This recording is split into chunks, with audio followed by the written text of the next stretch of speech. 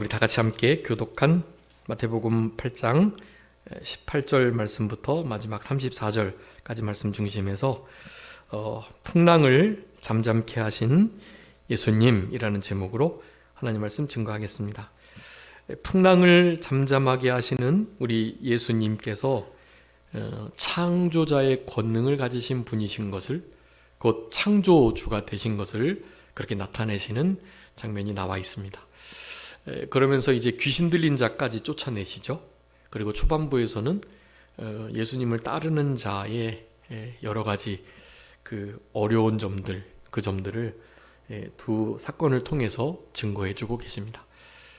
그러니까 결국에는 예수님을 따르는 일은 그냥 무슨 정치적으로 이렇게 한 자리를 얻기 위한 수단이 되어서는 안 되고, 예수님이 막 이제 그 전 사건을 통해서 여러 어려운 약한 병든 자들을 고치시고 회복하게 하시는 그런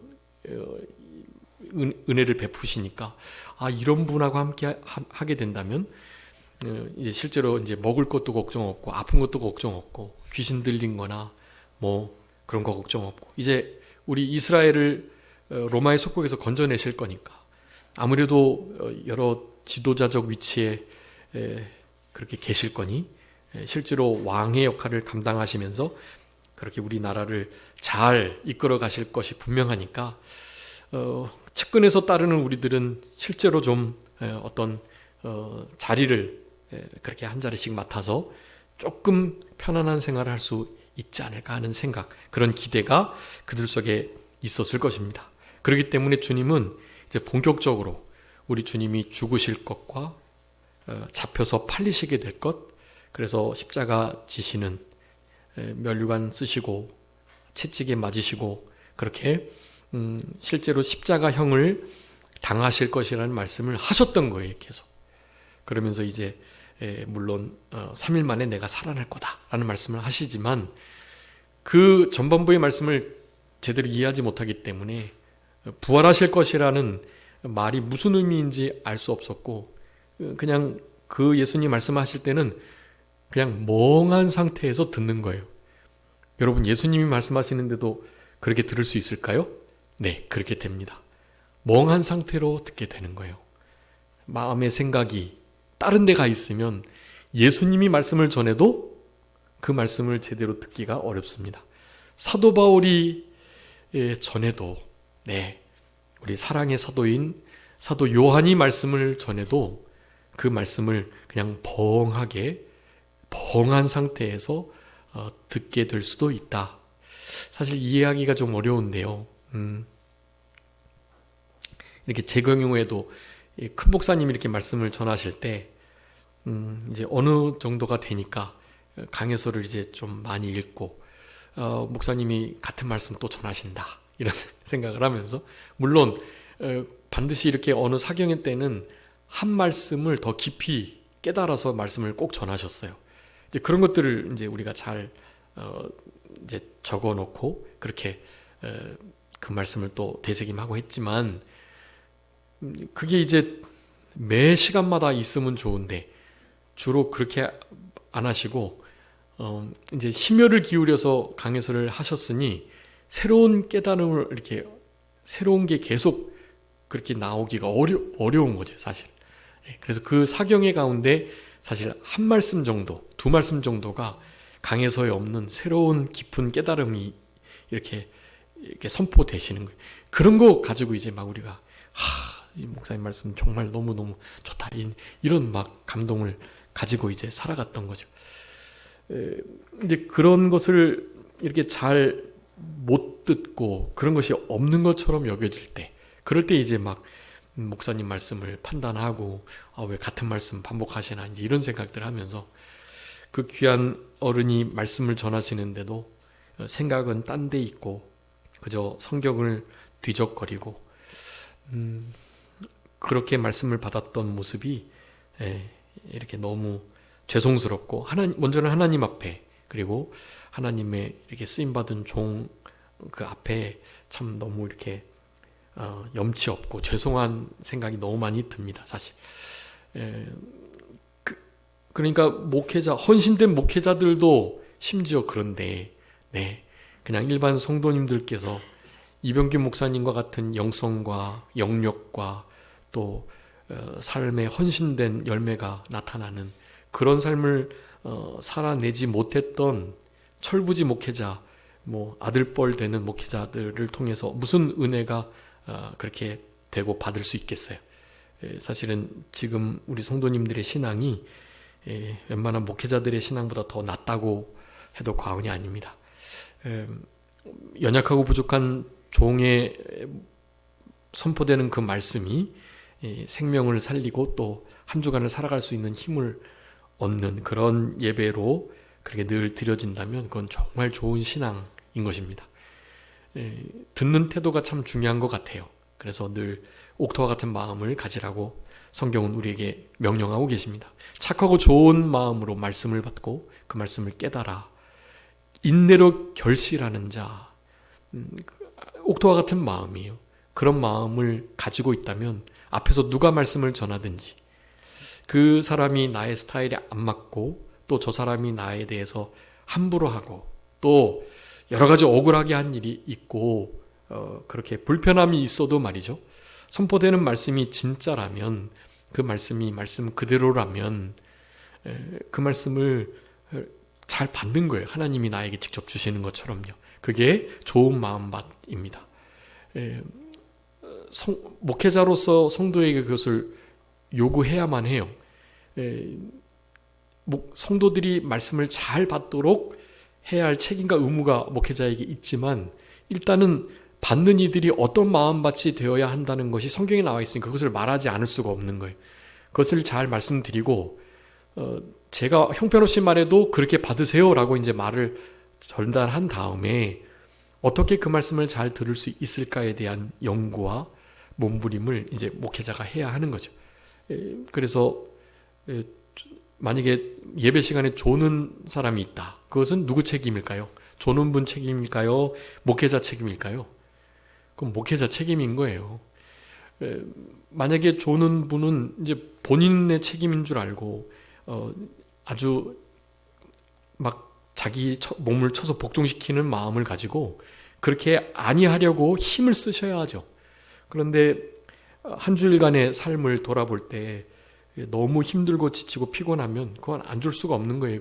그럼에도 그런 마음밭, 좋은 마음밭인데 육체가 안 따라줄 때 목회자가 그것을 알고 이를테면 시간을 짧게 한다든지 재미있게 해가지고 이렇게 막 어떻게 딴 생각하지 못하도록 말씀이 막 즐겁게 들릴 수 있도록 해야 하는 거죠. 그런 의미에서 우리 목회자들 몇몇 분들도 하시는 말씀인데요. 우리 저기 대전 중문교회 장경동 목사님이라는 분이 계시잖아요. 그분이 이제 요즘에 하여간 신학적으로 약간 이렇게 좀 이게 주의를 요하는 그 케이스가 좀 있긴 한데요. 어쨌든 그분의 지론이요. 성도들이 조는 건 당연히 목회자 책임이고 다른 건 몰라도 졸지 않고 딴 생각하지 않도록 말씀에 집중할 수 있도록 말씀의 그 한 말씀을 잘 받도록 말씀을 잘 들을 수 있는 상태로 성도를 만들어야 된다는 거죠. 막 이렇게 재밌고 웃고 하게 되면 일단은 집중을 하니까요. 그러다가 한 말씀이 심겨지면 그 말씀이 역사하니까 된다는 거예요. 그런 생각에 많이들 동의하시고 그래서 적어도 말씀이 지루해가지고 자장가처럼 들려서 결국에는 모든 성도가 다 주무시는 주님의 나라의 임재를 경험하는 그런 일을 하도록 해서는 안 된다. 그 목회자 책임이다. 그거는 그렇게 다들 웬만한 목회자는 생각을 가지고 있습니다.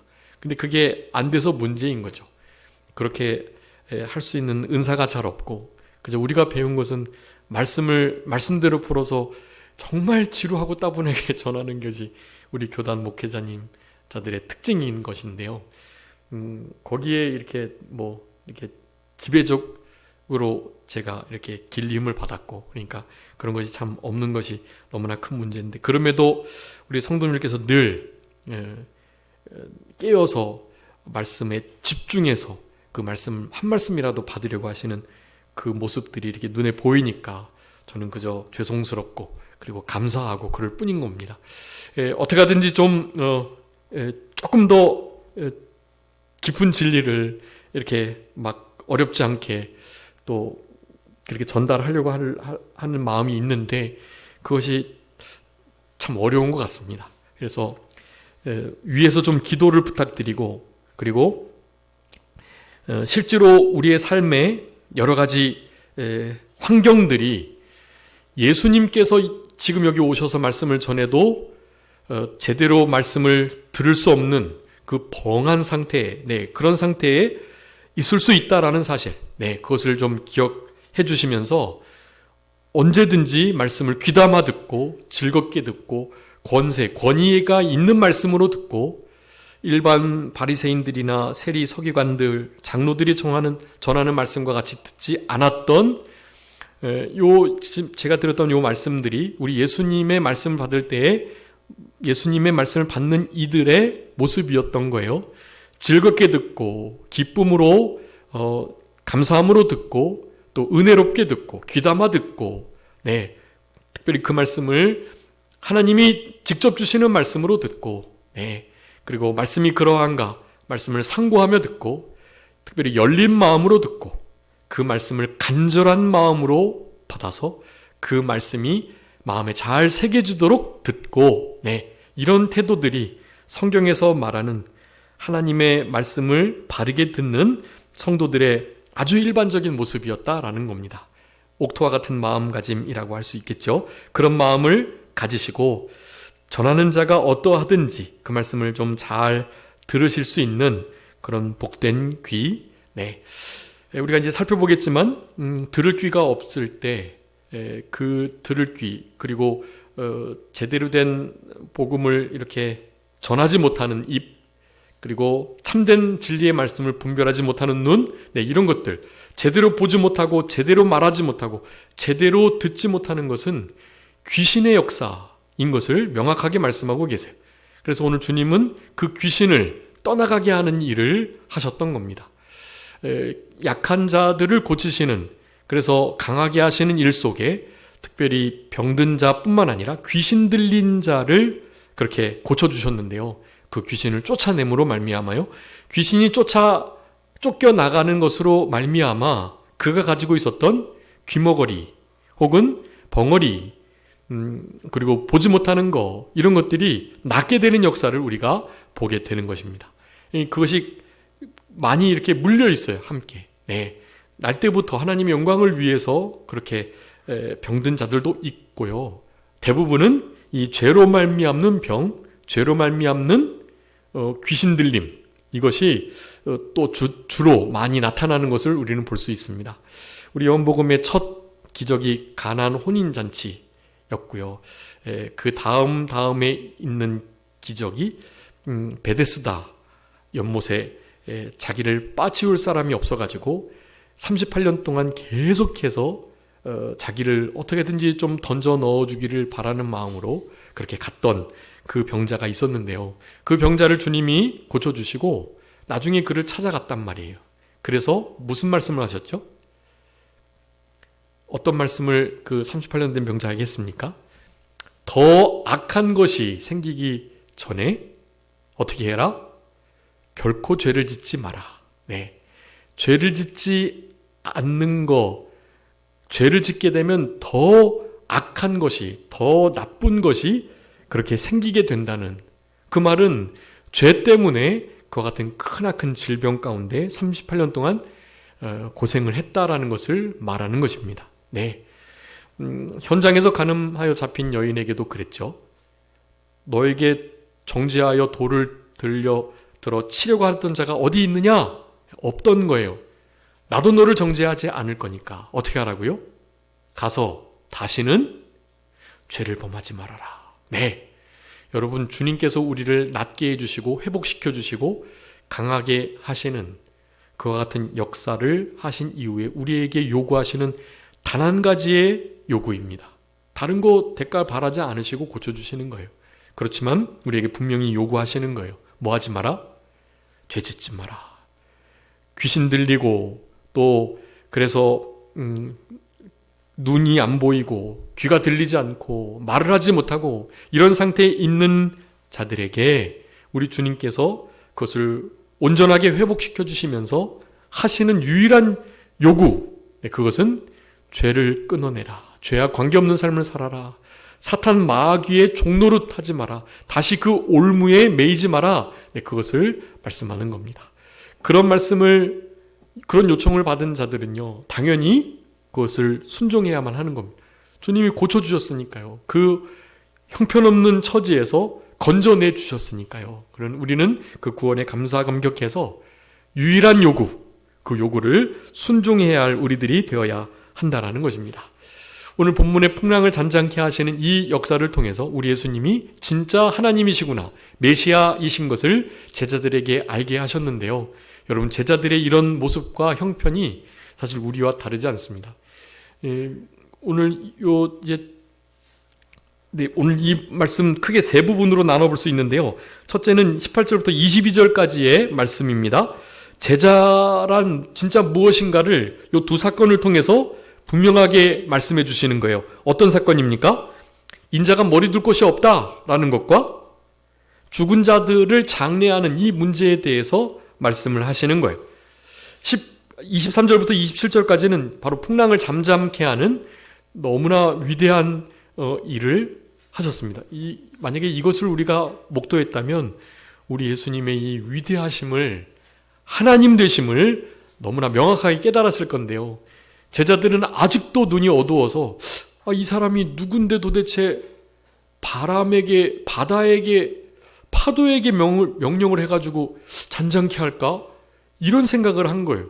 하나님이 우리 예수님 되심을 아직도 제대로 믿지 못하고 있는 겁니다. 네, 좋은 큰 위대한 선지자인 줄은 알겠는데, 그래서 우리나라를 로마의 속국으로부터 건져내 주실 거라고는 기대가 되는데 그래도 하나님일 수는 없지 하는 생각을 하는 겁니다. 그래서 풍랑을, 바다를, 파도를 향하여 잠잠하라고 꾸짖으시고 명령하시는데도, 그것이 그렇게 순종을 하는데도 모르는 거예요. 네, 우리가 이런 글을 읽으면 너무 답답하죠. 어떻게 그런 역사가 있는데 하나님 되심을 알지 못할까? 네, 여러분, 우리가 그 처지에 있어도 마찬가지입니다. 너무 힘들고 어렵고 주님 따라가는데 막 피곤하고, 예수님도 얼마나 피곤하시니까 그냥 배에 가서 주무실 수밖에 없잖아요. 그렇게 풍랑이 치는데도 계속 골아 떨어져 계시는 거예요. 네, 실제로 우리 예수님은 사람이셨고 사람이 느끼는 모든 육체의 연약함을 실제로 짊어지셨던 우리 주님이시기 때문에 이런 일들이 있을 수밖에 없는 겁니다. 네.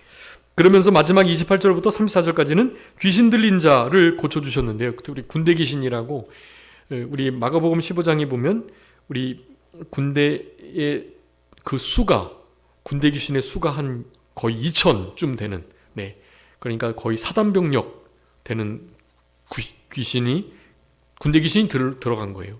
그러니 이 사람은 자기의 인생을 어떻게 해볼 수 없었고 너무나 난폭해서, 그리고 힘이 세가지고 이 귀신을 어떻게 해볼 수가 없는, 그 길을 갈 수가 없는 그런 상태에 있었던 겁니다.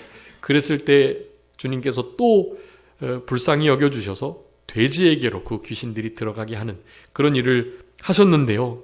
이와 같은 하나님 되시는 메시아 그리스도의 역사를 보고 이 가다라 지방의 사람들은 예수님을 그곳에 머물지 못하도록 하셨어요.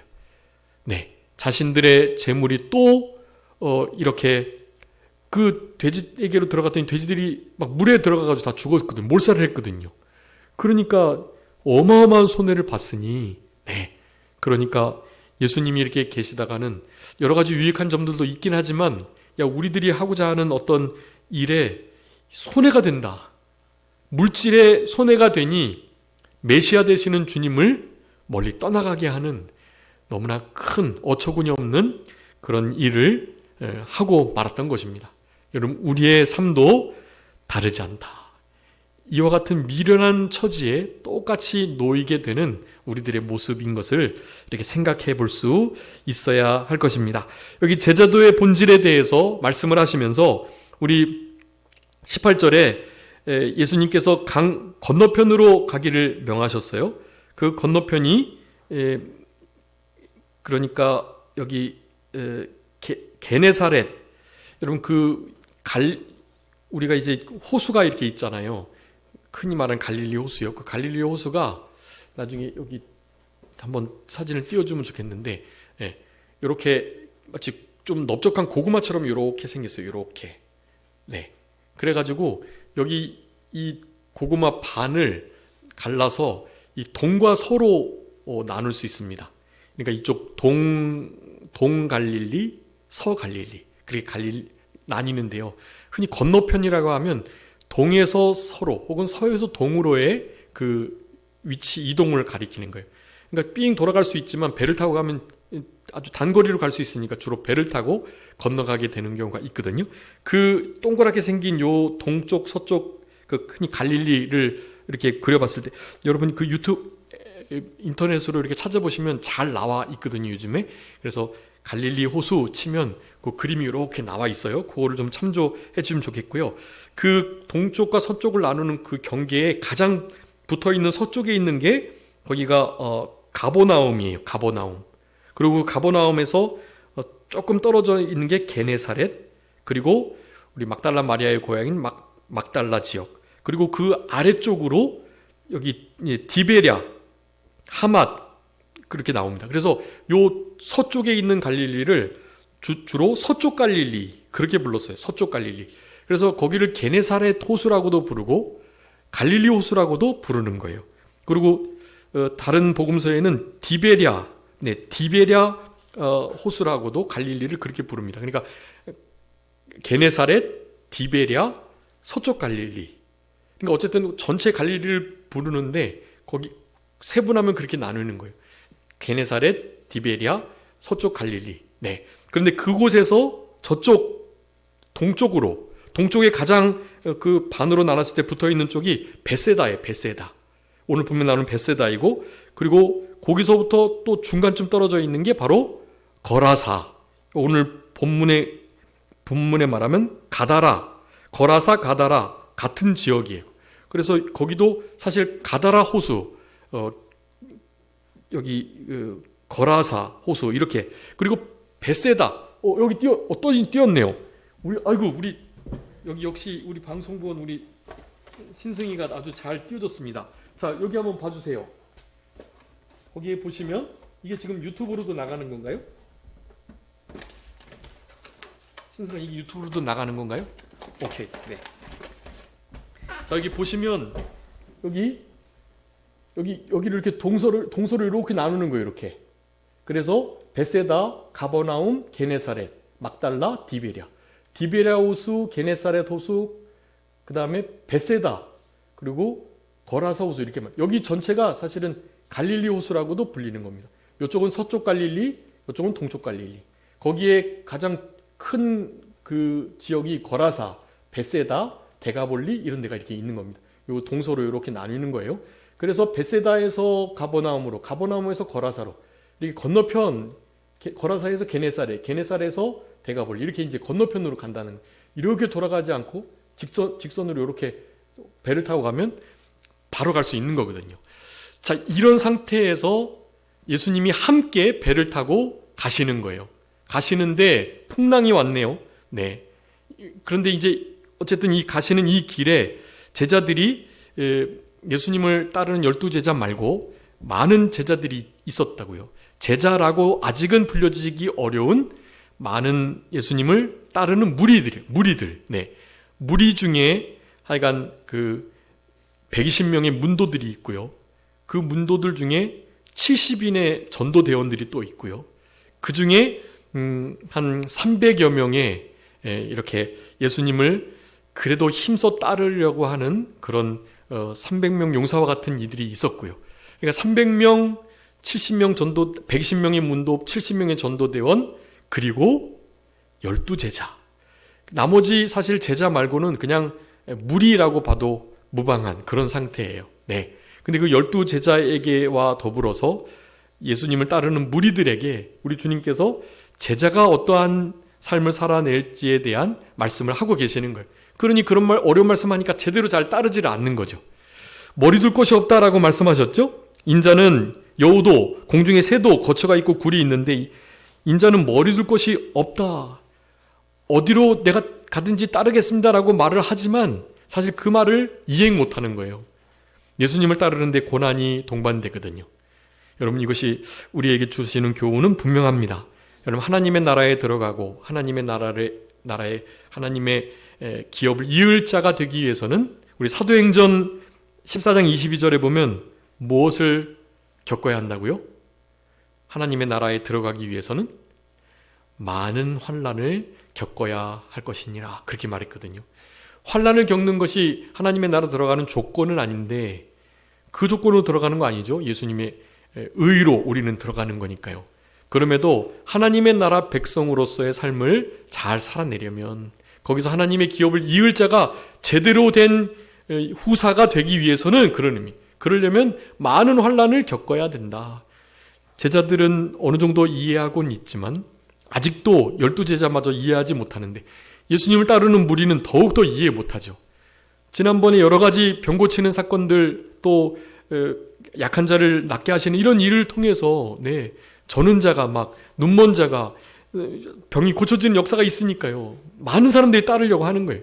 그래서 주님이 그렇게 그 무리로부터 나와서 예수님의 제자들과 함께 그렇게 이동하시고 또 참된 제자된 도를 말씀해 주셨던 겁니다. 로마서 8장 17절에 말씀합니다. 예수 그리스도와 함께 후사가 된 자로 영광을 얻기 위해서는 어떻게 해야 된다? 고난도 받아야 할 것이니라.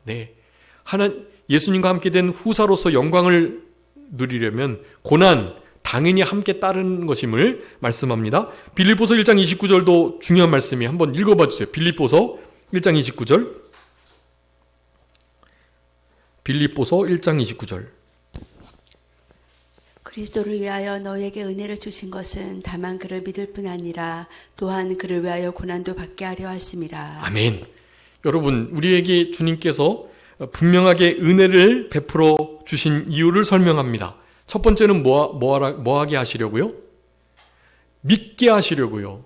여러분, 우리에게 은혜를 주신 이유는 바로 믿음의 은혜, 믿고 구원받게 하시려고 하는 그 내용이 아주 결정적인 거예요.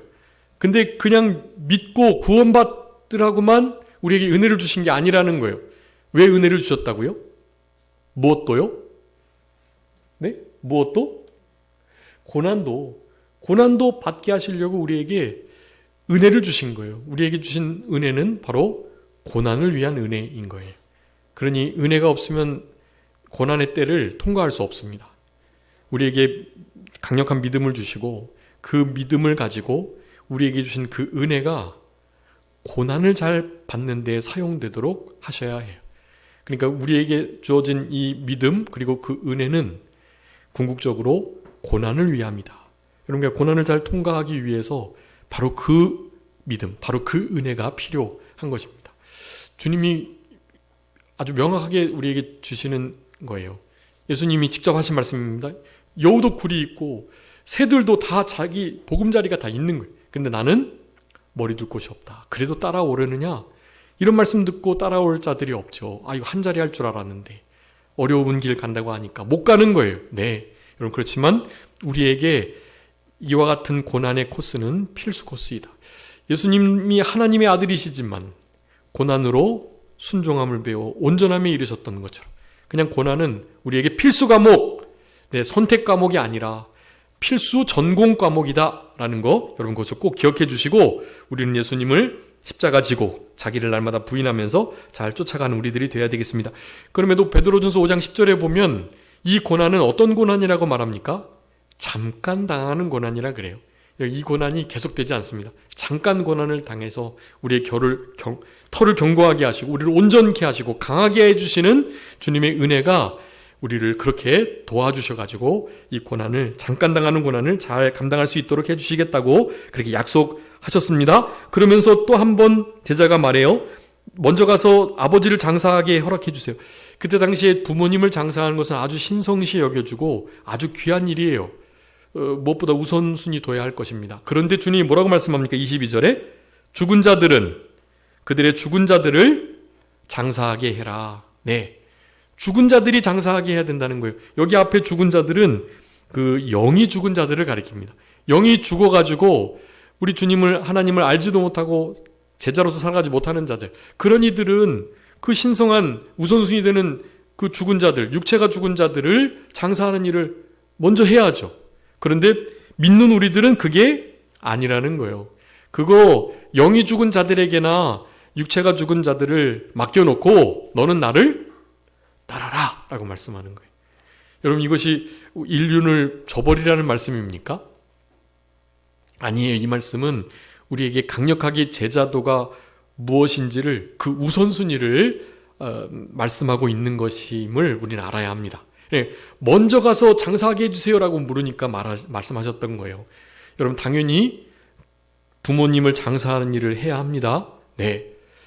그렇지만 하나님의 일을 더 우선순위 둬야 된다는 거예요. 네. 이것이 중요합니다. 우선순위가 하나님의 일에 먼저 있다라는 것을 말씀하시기 위해서 인간에게 있어서 가장 우선순위가 된다고 하는 그 부모님을 장례하는 일을 들어서 말씀하시는 거예요. 네.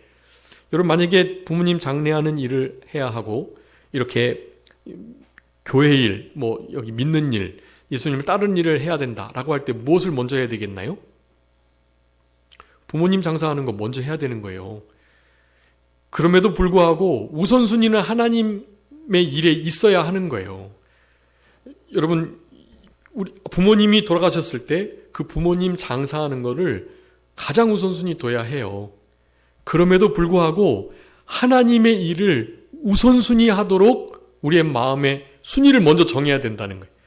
그래서 영순위, 순위에 아예 들어갈 수 없는 일을 하나님의 일로 두라라는 것을 우리에게 강조하여 말씀하는 겁니다. 네, 당연히 부모님 장례가 났을 때는 장례 일을 해야 하는 거예요. 네, 주일날 만약에 장례가 났다, 어떻게 해야 될까요? 주일날. 요즘에는 장례가 옛날과 같이 막 그렇게 전통 장례에 매여 있지 않기 때문에 장례 때를 마음껏 조절할 수 있습니다.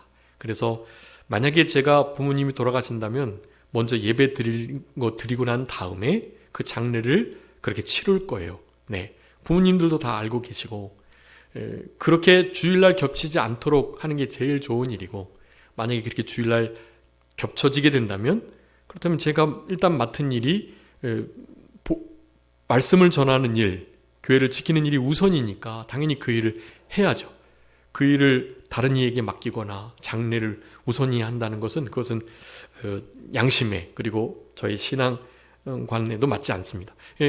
그러니까 그런 부분들이 이렇게 무엇이 우선순위 되냐가 실제로 중요한 거 아니고, 하나님의 일이 영순위가 된다면 나머지 것들은 그냥 자연스럽게 따라오게 되는 거예요. 네.